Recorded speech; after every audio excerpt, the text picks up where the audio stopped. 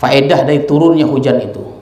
Yang pertama, ketika turunnya hujan itu, sebelumnya itu hadirin hadirat sekalian, itu Al-Habbab bin Al-Munzir menghadap Rasulullah. Al-Habbab bin Al-Munzir menghadap Rasulullah SAW. Ketika Rasulullah menempatkan pasukan muslimin di satu tempat, ya, kemudian Al-Habbab datang ke hadapan Rasulullah, bertanya, "Ya Rasulullah, adakah tempat yang engkau pilih ini merupakan petunjuk dari Allah atau dari siasatmu, pandanganmu?" Kata Rasulullah, "Itu merupakan siasatku saja, ilmuku. Kalau begitu ya Rasulullah, bukan di sini tempat." Kata Al-Habbab, "Oleh karena itu ya Rasulullah, perintahkan manusia untuk pindah ke tempat yang dimaksud oleh Al-Habbab." Rasulullah sebagai ketua, pemimpin tertinggi, menerima saran pandangan anak buahnya. Tidak ada ego dia. "Baiklah, sadaqta, engkau benar ya Al-Habbab. Pindah pasukan." Di tempat itulah digali sumur. Di tempat perpindahan itulah tuan-tuan sekali digali sumur. Dan memang malam itu hujan turun.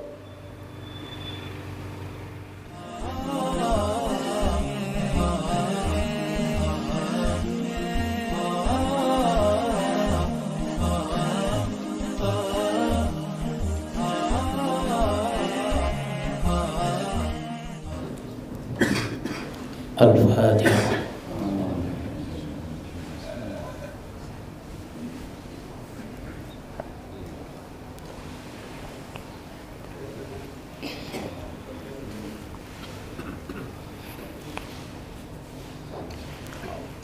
Bismillahirrahmanirrahim. Assalamualaikum warahmatullahi wabarakatuh.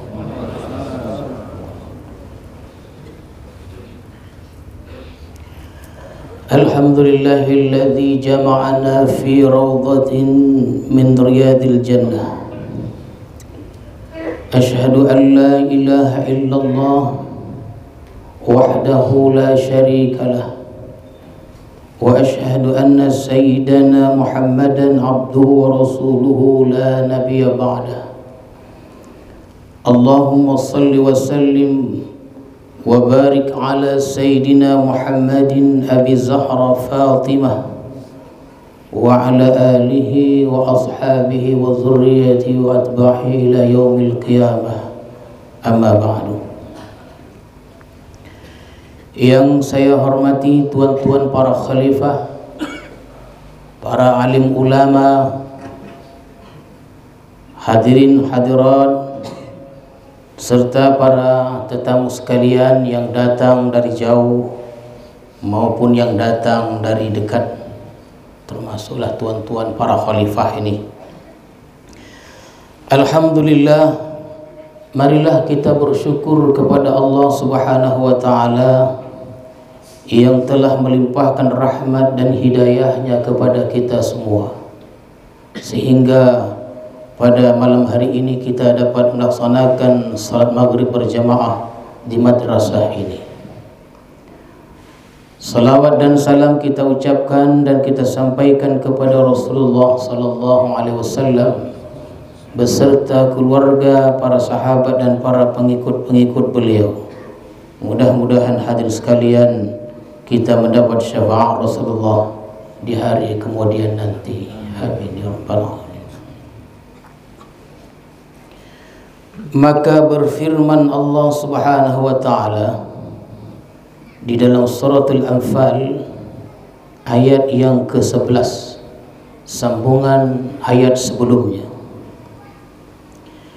Bismillahirrahmanirrahim. إذ يغشيكم النعاس أمنة منه وينزل عليكم من السماء ماء ليطهركم به ويذهب عنكم رجز الشيطان وليربط على قلوبكم ويثبت به الأقدام.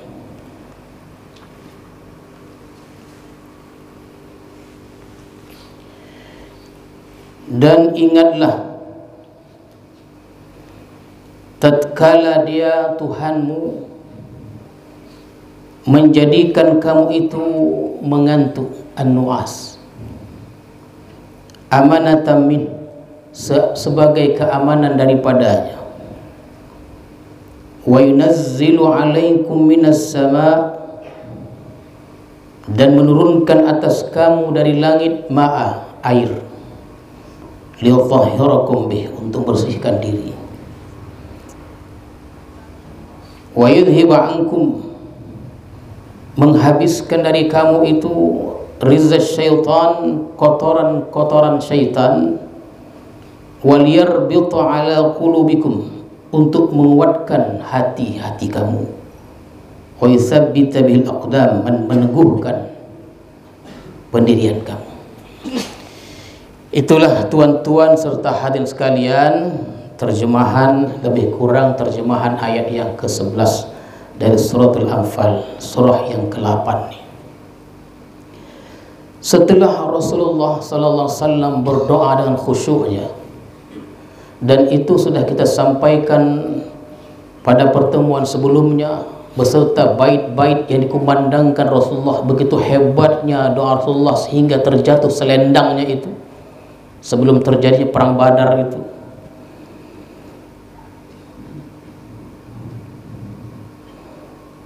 Datanglah bantuan itu. Artinya doa Rasulullah dikabulkan oleh Allah Subhanahu wa taala. Bi alfin minal malaikati murdifin, 1000 malaikat yang datang beriring-iring. Dan dihujamkan dalam jiwa mereka itu, ditanamkan dalam jiwa mereka itu rasa keyakinan akan menang.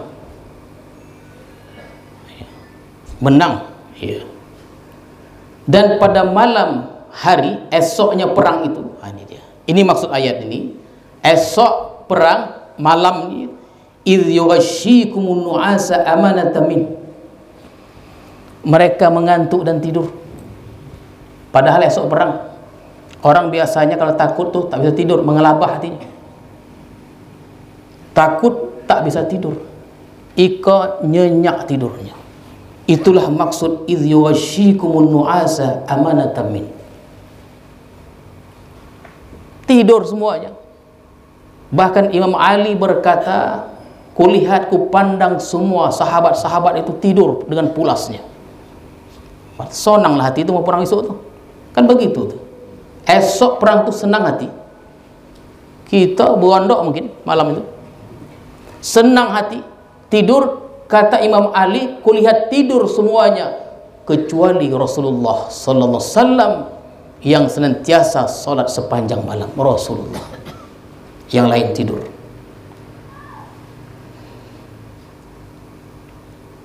Waktu mereka tidur tuh hadirin sekalian, malamnya itu, esok mau perang nih. Wa yunazzilu alaikum minas sama'i ma'a, Allah turunkan atas mereka hujan. Maka sumur-sumur yang digali penuh dengan air. Wadah-wadah yang kosong dipenuhi air.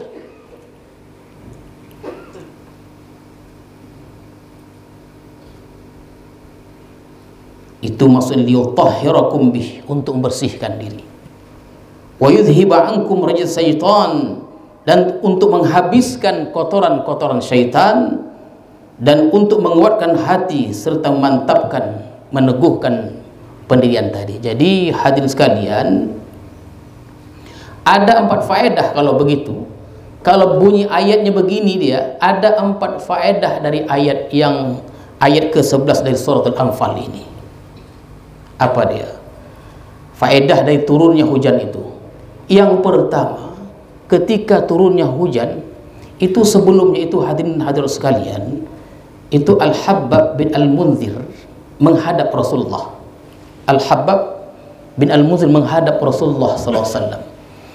Ketika Rasulullah menempatkan pasukan muslimin di satu tempat, ya, kemudian Al-Habbab datang ke hadapan Rasulullah, bertanya, ya Rasulullah, adakah tempat yang engkau pilih ini merupakan petunjuk dari Allah atau dari siasatmu, pandanganmu?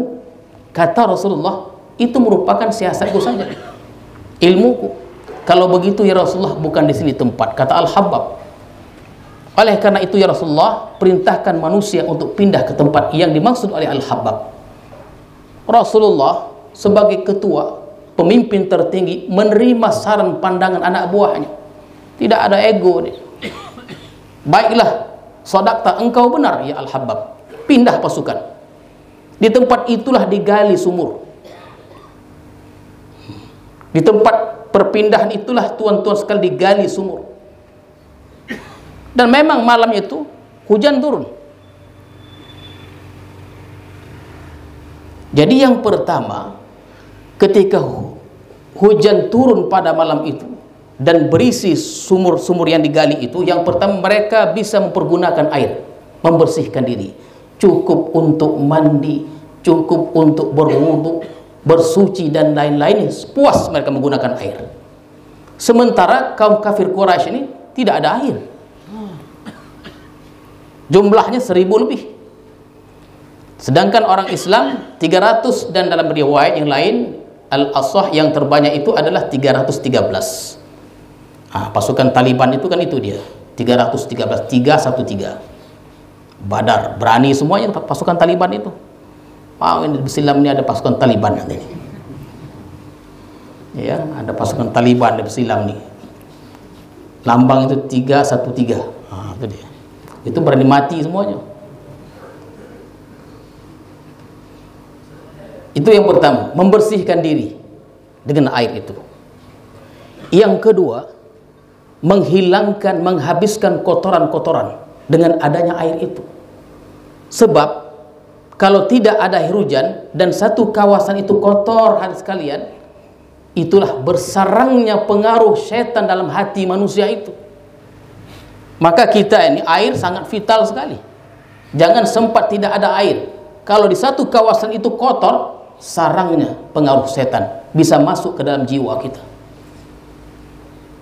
Jadi mereka itu hadirin sekalian sebelum berperang sudah mandi, sudah tidur, ya sudah berwudu. Kita kalau mau terasa mau mati, mandi berwudu, siap kita mau mati itu. Mereka sudah cukup semuanya, ditanamkan pula keyakinan akan menang. Yang ketiga, hadirin sekalian, faedah turunnya hujan itu membuat pasukan orang Islam itu bergembira dan bersatu padu. Dan yang keempat, bumi menjadi padat. Bisa, ialah pasir itu bila disiram dengan air hujan itu menjadi padat dia. Berjalan, berlari, bahkan mungkin mereka menari-nari, menghayunkan pedang, membunuh pasukan musuh itu dengan turunnya air hujan itu. Itulah maksud dari ayat ke-11 dari Al-Anfal ini.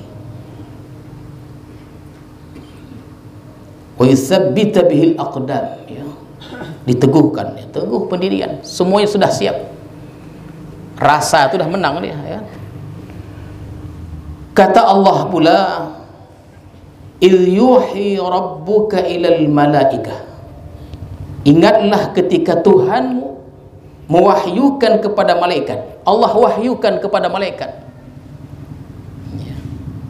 Memang ada dua riwayat yang mengatakan bercampur baur lah tadi. Ada mengatakan mereka melihat malaikat-malaikat itu. Malaikat itu tidak dipandang oleh mata, tapi merasakan adanya malaikat itu. Ada yang mengatakan bahwa bukan malaikat itu ditanamkan 300 orang itu, perasaan mereka 1000 lebih dalam jiwa mereka. Jadi Allah wahyukan kepada malaikat, idh yuhi rabbuka ilal malaikah. Ingatlah ketika Tuhanmu wahyukan kepada malaikat. Allah wahyukan kepada malaikat untuk ditanamkan tadi itu, perasaan-perasaan tadi itu, ya. Ada keteguhan hati, kepercayaan. Apa kata Allah? Anni ma'akum fasabbitul ladzina amanu. Sesungguhnya aku bersama kamu. Ditanamkan Allah melalui hati pasukan muslim ini, melalui malaikat, ditanamkan bahwa mereka merasakan Allah itu. Itu dalam kajian ma'rifat itu, hadirin sekalian, ini dalam kajian ma'rifat. urusan ma'rifat itu, yang dituntut dalam ma'rifat itu adalah merasakan, bukan sekedar mengetahui. Dan mereka merasakan itu.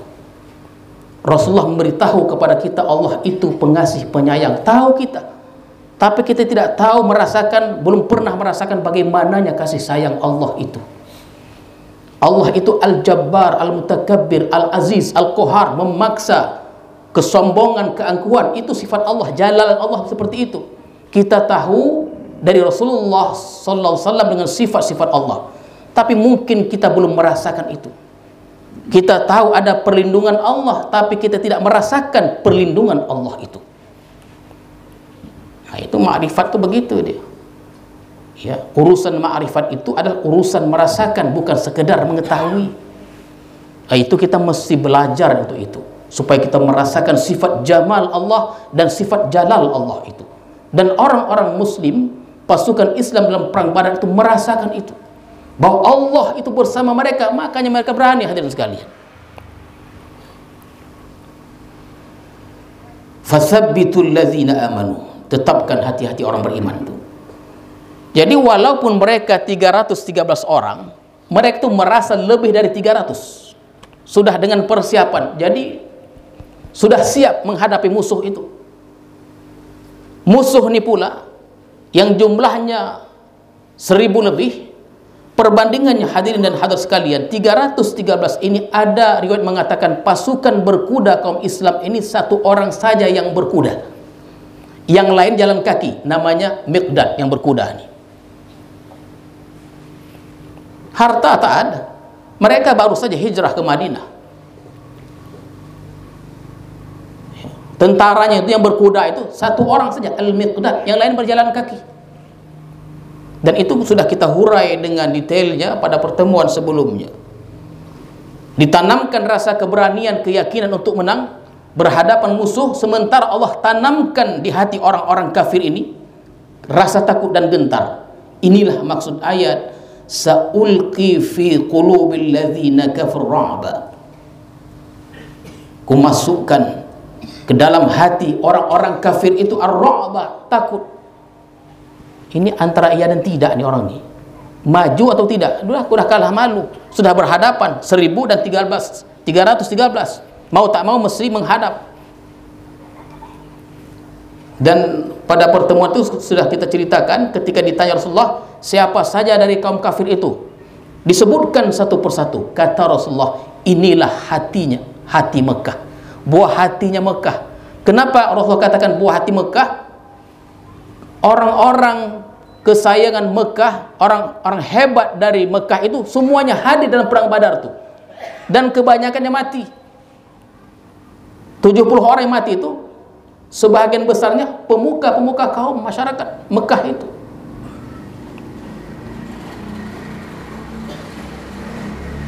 Fadribu fawqal a'naq, pukullah di atas kudu ini, maksudnya tengkuk ini ya, a'naq, unuq. Wadribu minhum kulla banan, dan pukullah dari mereka tiap-tiap ujung jari ini. Artinya kalau dipotong jari ini tidak lagi bisa megang pedang untuk memukul, apapun ada pegang, jari putus.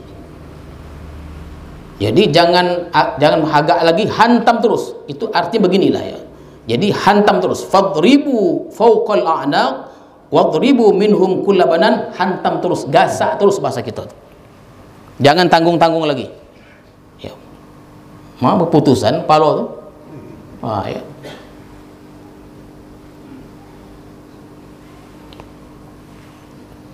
Dzalika bi annahum syaqullaha wa rasulah. Yang demikian itu sesungguhnya mereka itu syaqullah, melanggar Allah dan melanggar Rasulnya.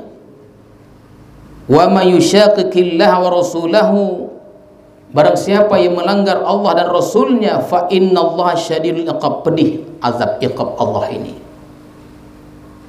Jadi hadirin dan hadirat sekalian, Badar ini adalah satu iqab juga, balasan yang setimpal atas perbuatan mereka terhadap Rasulullah sallallahu alaihi wasallam selama di Mekah 13 tahun lamanya. Setiap hari beliau dihina, dicaci, difitnah, dilempar kotoran-kotoran ke kepala beliau. Begitulah dihadapi Rasulullah. Bahkan ketika malam beliau itu mau hijrah, mereka bersekongkol untuk membunuh Rasulullah, dan darah Rasulullah itu rencana mereka dibagi-bagikan kepada setiap bani, supaya Bani Hashim tidak dapat menuntut darah Rasulullah sallallahu alaihi wasallam. Begitulah perilaku mereka. Jadi Badar inilah pembalasannya. Jadi hadirin dan hadirat sekalian, itu sebelum mulai peperangan itu, ada seorang pemuka Quraisy itu bernama Al-Aswad bin Abdul Asad. Dengan tangkasnya berkuda maju ke hadapan pasukan kaum Islam itu, kaum muslimin, ingin merebut sumur itu, dan mengatakan Allah, ya, dia sebut Allah, aku akan merebut sumur itu, atau aku tewas. Ketika Al-Aswad maju ke hadapan, maka maju pula Hamzah bin Abil Muttalib. Sekali tebas itu putus kakinya. Itu pun sempat merangkak lagi untuk merebut sumur, ditebas pula, dipotong lehernya. Hadirin dan hadirat sekalian, mati satu orang. Belum lagi perang mulai, satu tokoh kaum kafir Quraisy sudah mati. Dan dalam sejarah itu dalam film Ar-Risalah itu ada ditampilkan juga, film Risalah namanya. Boleh tuan-tuan tengok itu. Saya dah lama menengoknya itu dulu. Ya, nama judulnya Risalah, judul itu. Perang Badar itu. Jadi sebelum dimulai perang itu, tampillah Utbah dan Syaibah. Utbah dan Syaibah ni tokoh hebat di Mekah, adik-beradik, anak kepada Rabi'ah. Seorang lagi namanya Al-Walid, anak Utbah. Tokoh lihai dalam berperang. Tampil ke hadapan ini sebelum perang. Biasa dalam sebelum peperangan itu adu tanding dulu. Ya. Dikeluarkan tokoh-tokoh yang jago-jago itu, yang handal-handal itu berperang dulu, bertanding. Tampillah tiga tokoh dari kaum kafir Quraisy, Utbah, Syaibah, dan Al-Walid. Adik-beradik, anak beranak nih. Kaya raya, bangsawan, kaum kafir Quraisy, dan pandai berperang. Maka majulah tiga orang dari kaum Ansar untuk menghadapi mereka nih. Kalau orang Islam mau aja, mau. Maka bersuaralah Utbah atau Syaibah, kami tidak mau ini lawan kami. Mereka tidak mau berhadapan dengan orang Ansar. Kami mau dari kaum kami sendiri yang hijrah ke Madinah. Tampilkan, kata mereka, tampilkan yang terbaik darimu ya Rasulullah, ya Muhammad. Mereka tidak mau berhadapan dengan Al-Ansar, mau juga berhadapan dengan Muhajir, saudara mereka juga. Maka Rasulullah sallallahu alaihi wasallam perintahkan, ya, Ubaidah bin Al-Haris, itu orang Muhajir. Tampil pula Hamzah bin Abil Muttalib, tampil pula Ali bin Abi Thalib. Ini dia. Ini bertanding dah, satu lawan satu, tiga orang nih sebelum perang.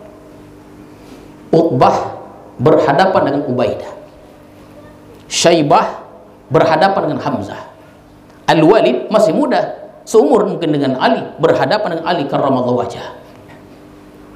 Sebentar saja tuan-tuan sekalian, Syaibah dan Al-Walid langsung dibunuh oleh Hamzah dan Ali bin Abi Thalib, mati. Adapun Ubaidah dan Syaibah ini sama-sama mati. Syaibah mati dan Ubaidah Al-Haris juga mati, tapi mati di pangkuan Rasulullah sallallahu alaihi wasallam. Itu hadirin dan hadirat sekalian,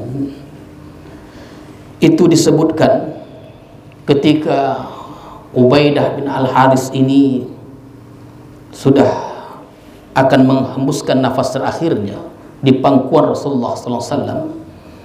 Beliau berkata begini, bersyair. Syairnya, wa nuslimu hatta nusarri'a dunah wa nudhilu an abna'ina wal halail. Kata beliau, kata Ubaidah ini, ya Rasulullah, sekiranya Abu Talib, kata beliau, melihat aku sekarang ini, maka akulah orang yang pantas memegang perkataan beliau. Inilah perkataan Abu Thalib ini. Maksudnya, sebelum kalian menghadap Muhammad, membunuh Nabi Muhammad, hadapi aku, anakku, dan istri-istriku. Begitu ini.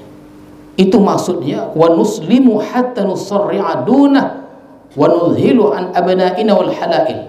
Istri hadapi aku, istri anak-anakku, baru menghadap Muhammad. Begitulah para sahabat membela Rasulullah sallallahu alaihi wasallam. Sebaik baca itu, beliau meninggal dunia. Sadaq betul matinya.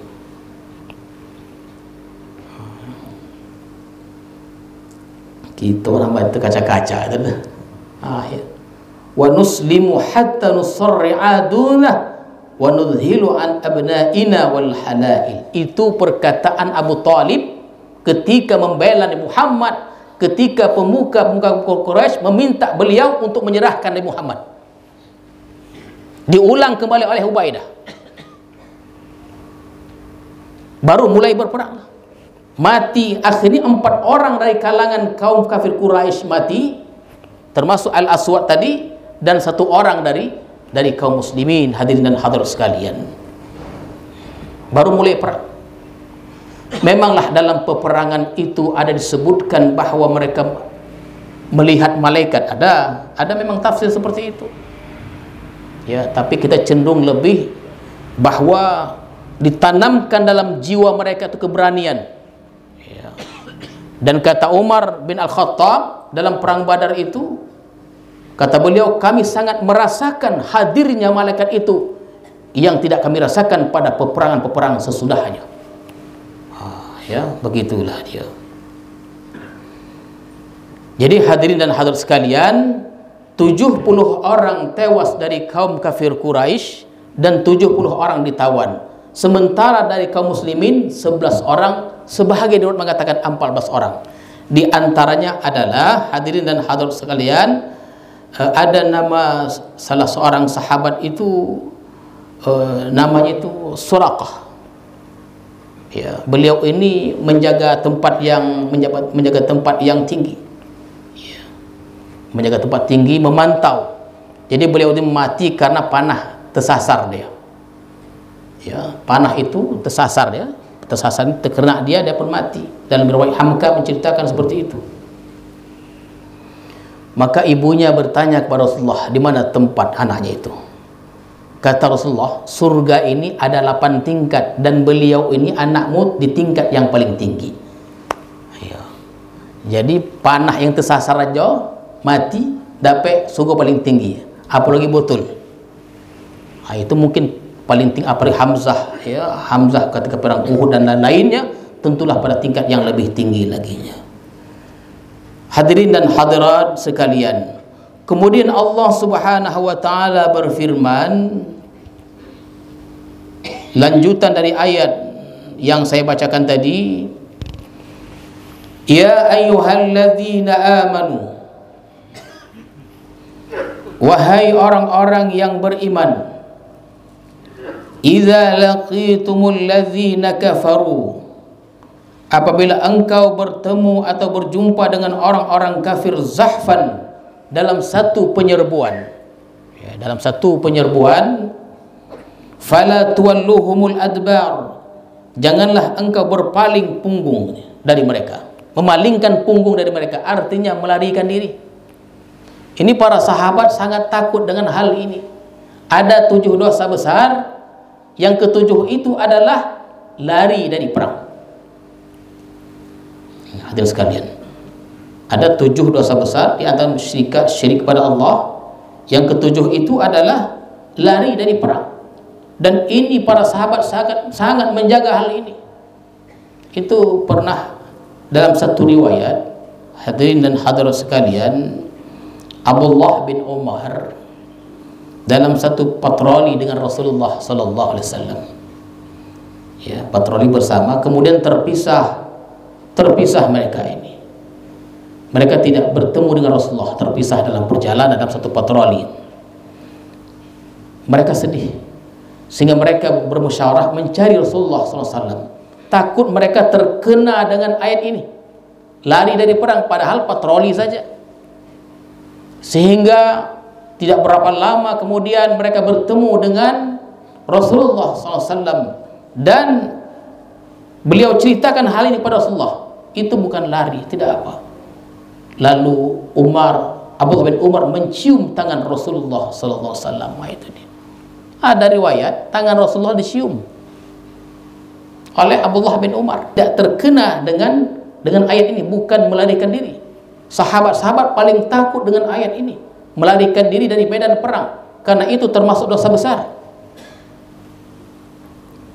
Jadi, ya ayyuhalladzina amanu idza laqitumul ladzina kafaru zahfan fala tuwalluhumul adbar.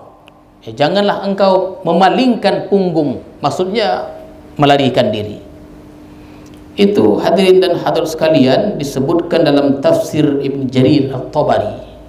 Diceritakan tentang Abu Ubaid ketika bertempur melawan pasukan tangguh Parsi. Itu tak sebanding sebenarnya. Akhirnya Abu Ubaid ini mati. Terdengar Khalifah Umar, sepatutnya kembali saja kepadaku. Tak seimbang. Tapi kalau mundur, mereka khawatir takut dengan ayat ini. Dikatakan lari dari medan perang. Akhirnya Abu Ubaid meninggal dunia. Sejarah yang paling jelas dan terang adalah perang Mu'tah. Perang Mu'tah itu diceritakan 3.000 orang kaum muslim berhadapan dengan 100.000 orang. 3 orang, ya kalau tidak silap itu 3 orang berhadapan dengan 200 orang. Jadi ditanya kepada Abdullah Ar-Rawahah, macam mana nih ketika mereka sampai ke Syam? Syam itu kan Syria. Rupanya pasukan Romawi sudah tahu kedatangan pasukan Islam. Jumlahnya 3.000 aja. Jumlah mereka ini 100.000. Dan dalam peperangan sejarah itu hal biasa, tak seimbang itu. Tapi kerap kali Islam menang. Oleh karena itu orang kafir takut berperang dengan Islam. Tak berani mereka. Karena dalam sejarah catatan mereka jarang mereka menang. Maka untuk menghancurkan Islam itu bukan dengan perang, dijauhkan Quran dari dada-dada pemuda-pemuda Islam itu. Jadi ditanya Abdullah bin Rawah, macam mana nih? Apakah kita menghadapi 100.000 orang nih? Berapapun jumlah mereka, kita pantang mundur. Begitu Panglima itu ya. Mendengar perkataan Panglima nih, Abdullah bin Rawahah semuanya semangat. Ada 3 jenderal. Yang pertama adalah Zaid bin Harisah. Sekiranya beliau mati dalam peperangan digantikan Ja'far bin Abi Thalib. Dan sekiranya Ja'far mati digantikan Abdullah bin Rawahah. Mati 3-3-nya. Yang mengenaskan itu Ja'far bin Abi Thalib. Itu sepupu Rasulullah. Bendera itu dipegangnya dengan tangan kanannya, putus tangan kanannya. Dipeluknya dengan tangan kirinya, putus tangan kirinya. Dipeluknya bendera itu, direngkulnya, dipancung orang kepalanya. Itu Ja'far bin Abi Thalib. Itu berita itu sampai kepada Rasulullah SAW, dan istri Ja'far bertanya pada Rasulullah. Ketika Rasulullah datang ke rumahnya, gelagat Rasulullah datang ini mencurigakan. Maka ditanya oleh istrinya, wahai Rasulullah, apa kabar suamiku Ja'far bin Abi Thalib? Itu saudara Ali. Rasulullah tidak menjawab. Dipanggilnya anak Ja'far itu, dirangkulnya. Fahamlah istrinya bahwa Ja'far telah tewas dalam perang Mu'tah itu. Nah, itulah muncul hadis isna'u li ali Ja'far. Nah, itu hadisnya tuh. Isna'u li ali Ja'far. Buatlah makanan, minuman untuk ali Ja'far nih. Miskinnya luar biasa. Orang miskin. Nah, buatlah, bawa buah dan lain-lainnya, hantar ke rumah itu. Nah, dia. Kita alhamdulillah bersilam ini udah tak ada tahlil lagi, tahlil di nosah ini dia. Ya, tahlil di nosah. Oleh karena itu, keluarga-keluarga yang mendapat musibah datanglah ke nosah. Tahlil nosah, ya, yang perempuan boleh datang di mana? Di belakang. Kita di Islam ini tidak kita buat lagi tahlil di rumah-rumah. Kita buat di dalam nosah ini. Habis asar atau habis isya. Dan tak ada jedahnya. Ya, dan mudah-mudahan itu diberkahi, diridhai oleh Allah Subhanahu wa taala. Jadi hadirin dan hadirat sekalian, begitulah perkataan Abdullah bin Rawahah. Adakah kita menghadapi 100.000 orang ini? Kita hadapi. Berapa saja jumlah pasukan mereka, pantang mundur. Mereka takut terkena ayat nih. Mati tiga-tiganya, hadirin dan hadirat sekalian, tampil Sabit bin Arqam. Diserahkan bendera itu pada Sabit bin Arqam. Sabit bin Arqam tak mau. Dia tidak pandai. Yang pada akhirnya dipilihlah Khalid bin Walid. Dan hari pun sudah menjelang malam. Pada malam itu mereka kurang tidur. Kenapa? Karena Khalid bin Walid menyusun strategi perang. 3.000 orang itu, tuan-tuan serta hadirin sekalian, yang sebelah kiri itu dipindahkan ke kanan, yang kanan dipindahkan ke kiri, yang di depan pindahkan ke belakang, yang belakang pindahkan ke hadapan. Baju ditukar-tukar. Besok perang, orang-orang Romawi heran, ini bantuan datang. Karena ditengoknya dah lain wajahnya. Wajah sudah lain. Baju pun dah lain juga. Begitu caranya. Yang pada akhirnya mereka kesal dengan hal demikian, hal ihwal ini. Akhirnya pasukan Romawi berjumlah, tentulah pertolongan Allah itu semuanya. 100.000 orang mundur. Melihat mereka mundur, Khalid bin Walid pun mundur, membawa pasukan selamat semuanya ke Madinah. Disitulah beliau mendapat gelar Saifullah, pedangnya Allah. Semenjak itulah ketenaran nama Khalid bin Walid, menyelamatkan 3.000 orang nih. Mereka tidak mau mundur, takut dipandang, dianggap lari dari perang, dan lari dari perang itu merupakan dosa besar, hadirin dan hadirat sekalian. Jadi kata Allah Subhanahu wa taala, itulah maksud ayat wa may yuwallihim yawma idzin dubarah. Barang siapa yang malingkan punggungnya pada hari itu, illa mutaharrifan liqital. Karena untuk siasat perang, ini dia. Untuk siasat perang, au mutahayyizan ila fiha, atau untuk bergabung kepada kelompok kumpulan lain, itu tak ada masalah dia. Itu namanya siasat perang, dibenarkan. Tapi kalau lari tadi, kata Allah, faqad ba'a bighadabin minallah wa ma'wahu jahannam wa bi'sal masir. Ya, mereka kembali kepada Allah dengan kemurkaan Allah, dan tempat mereka adalah jahannam. Itulah seburuk-buruk tempat. Mana tahu, kita tak tahu dunia ini tiba-tiba ada perang. Tak tahu kita, tuan-tuan sekalian. Ya, tak tahu kita. Maka ditanamkan dalam jiwa kita itu. Sebab dalam prinsip pasukan orang Islam, pasukan muslimin, ditanya macam mana? Mereka lebih suka mati mulia, hidup mulia, mati syahid. Kalau tak menang, mati.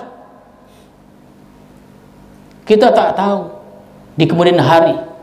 Tanamkan pada keluarga kita, tanamkan pada anak cucu kita, mesti ada sifat keberanian itu dalam membela agama kita, agama Islam, membela Allah dan Rasulullah sallallahu alaihi wasallam.